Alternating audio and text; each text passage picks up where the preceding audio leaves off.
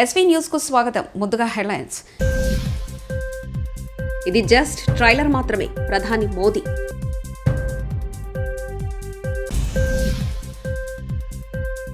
Uppal press club లో ఈటల రాజేందర్ అనుచరుల వీరంగం. కడపలో ఇంటిపోరు, సోదరుడిపై షర్మిల పోటీ.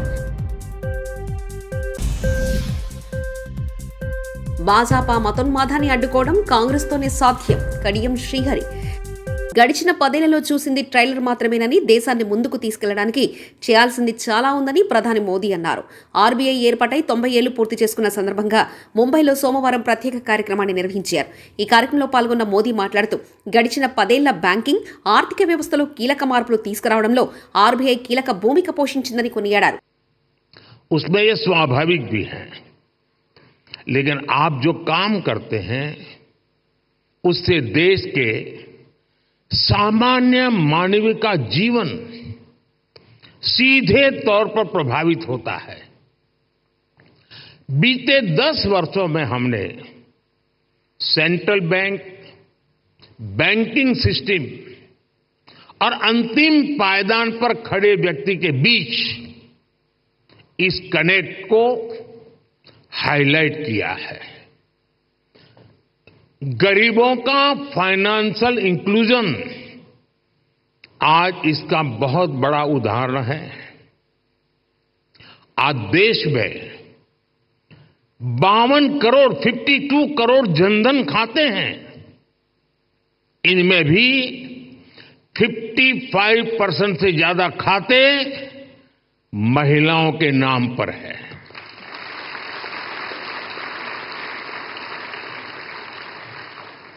इसी फाइनेंशियल इंक्लूजन का प्रभाव आप एग्रीकल्चर और फिशरीज जैसे सेक्टर्स में भी देख सकते हैं. आज 7 करोड़ से ज्यादा फार्मर्स, फिशरमैन और पशुपालक के पास किसान क्रेडिट कार्ड हैं.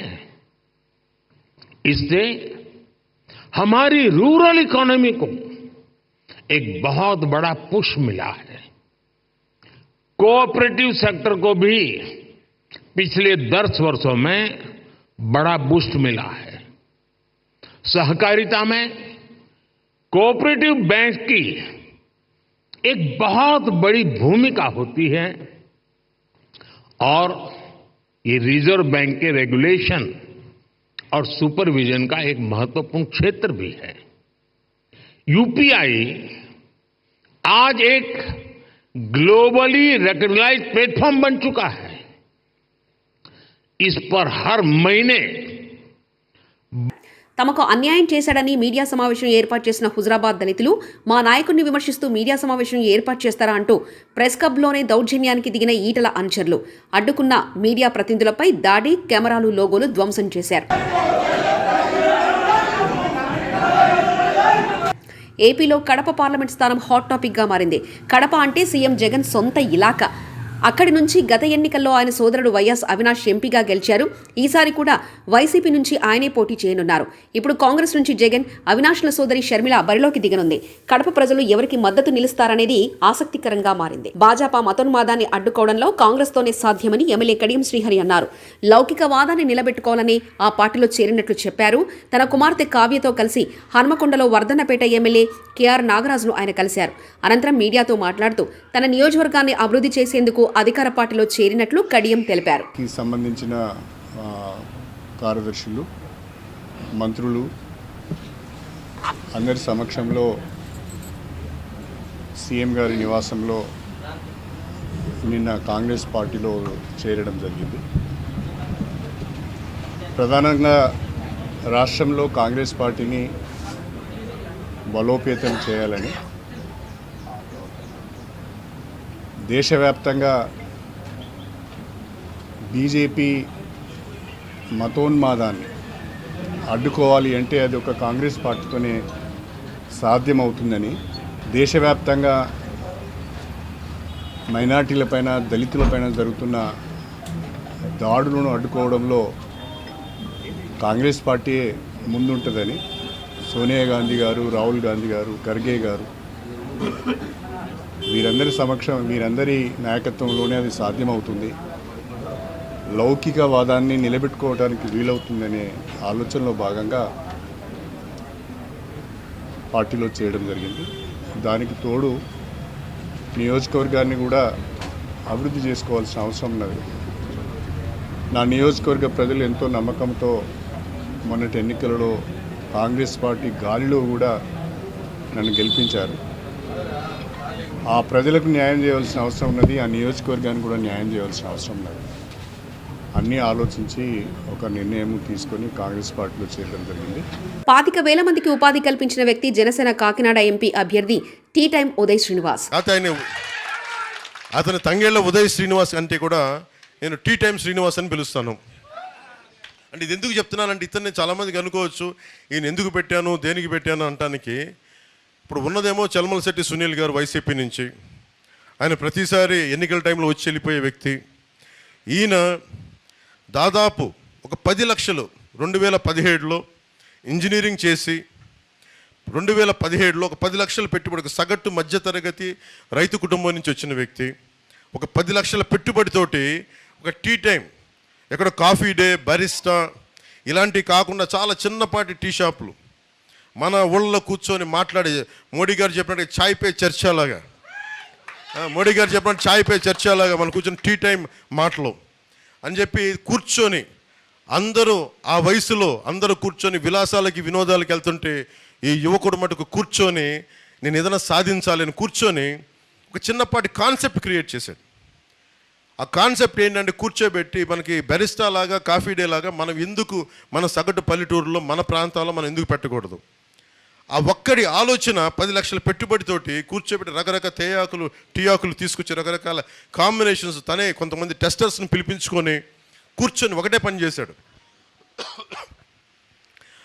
అది చాలా టీ కాంబినేషన్స్ చేసిన తర్వాత 5-6 టీ కాంబినేషన్స్ పెట్టుకుని చిన్న కొట్టు పెట్టుకున్నాడు. తనే నడిపాడు, ముందు ఫ్రెండ్స్ అందరిని పిలిచేవాడు. అలా కూర్చొని రాజమండ్రిలో పెట్టి అలా కూర్చొని నడుపుతూ ఉంటే ఇంకొకళ్ళు వచ్చి మాకు కూడా ఇలాంటి టీ షాప్ కావాలి, ఏం చేయాలంటే నేను మీకు టీ సప్లై చేస్తాను, మీరు ప్రెమిసెస్ చూపించండి అని. అలా స్టార్ట్ చేసిన 2017లో ఈ రోజున అది భారతదేశం మొత్తం మీద ఇంక్లూడింగ్ నేపాల్తో సహా, భవిష్యత్తులో ఇది దుబాయ్లో కూడా ఈరోజు అడుగుతూ ఉన్నారు, బంగ్లాదేశ్ దాకా వెళ్ళింది. ఇది దాదాపు 4,000 అవుట్లెట్స్, టీ టైం అవుట్లెట్స్ భారతదేశం అంతటా ఉన్నాయి. ఇది తనకి దాని వచ్చే అందరికి ఫ్రాంచైజ్ ఇచ్చేశాడు. మోడీ గారు చెప్పిన ఆత్మనిర్భర్ అవార్డు గ్రహీత ఇతను.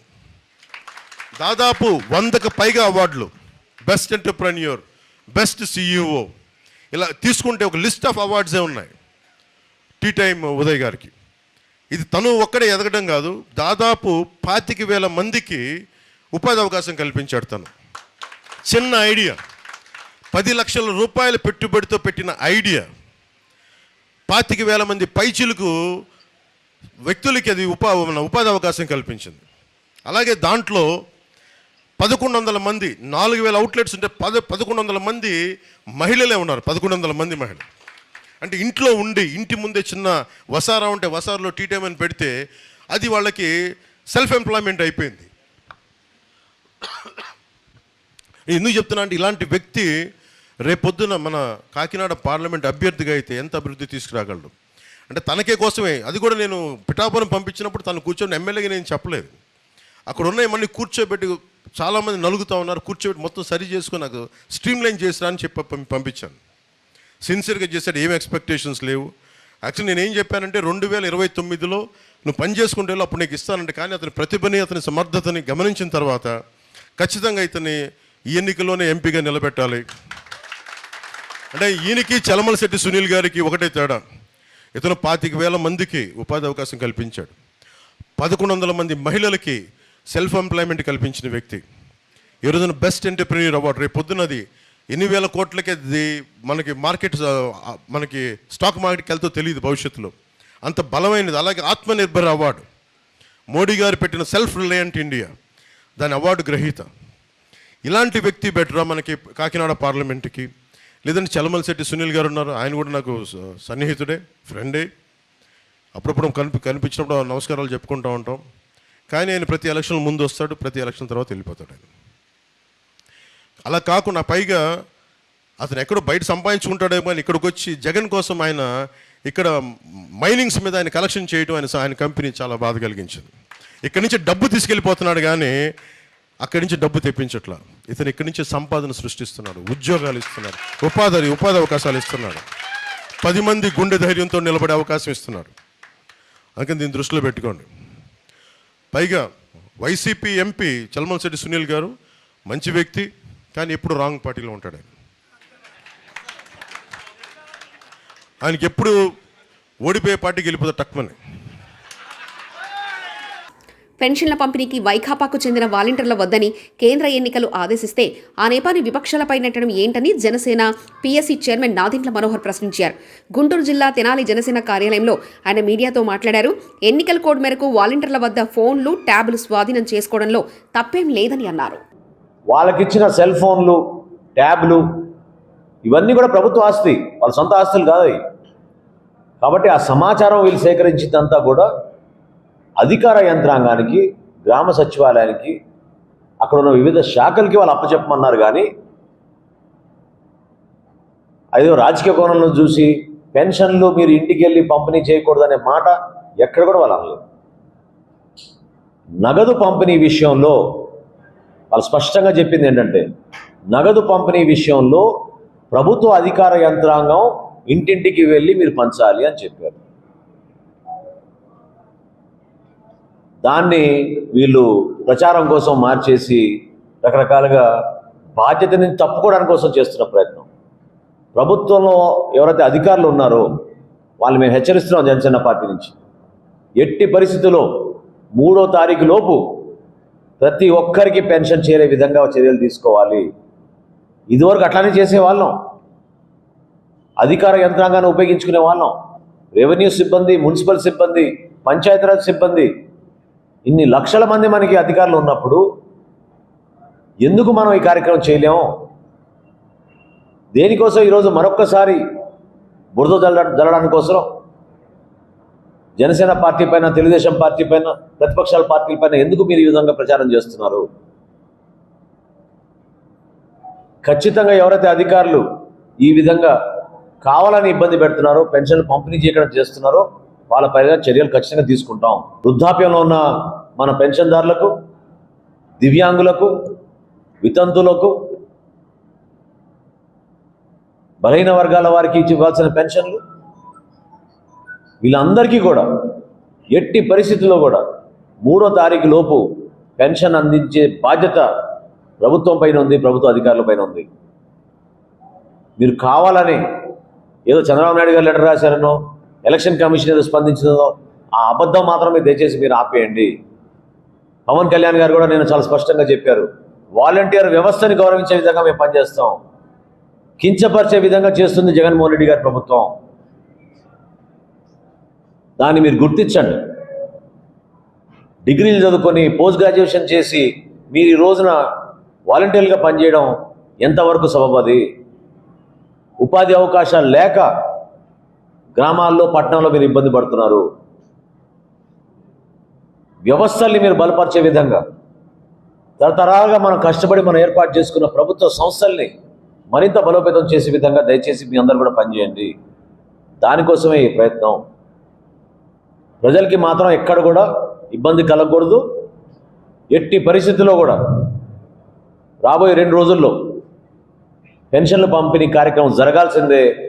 లేకపోతే ఈ అధికార యంత్రాంగం పైన చర్యలు తీసుకోమని తప్పకుండా మేము ప్రజల పక్షాన్ని నిలబడతామని చెప్పి జనసేన పార్టీ నుంచి మేము డిమాండ్ చేస్తున్నాం. ఇది జస్ట్ ట్రైలర్ మాత్రమే. ప్రధాని మోదీ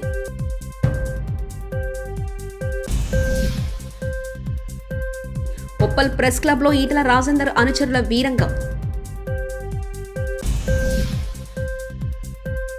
కడపలో ఇంటిపోరు, సోదరుడిపై షర్మిల పోటీ. భాజపా మతోన్మాదాన్ని అడ్డుకోవడం కాంగ్రెస్తోనే సాధ్యం, కడియం శ్రీహరి. ఇవి బులెటిన్ విశేషాలు. చూస్తూనే ఉండండి ఎస్వీ న్యూస్.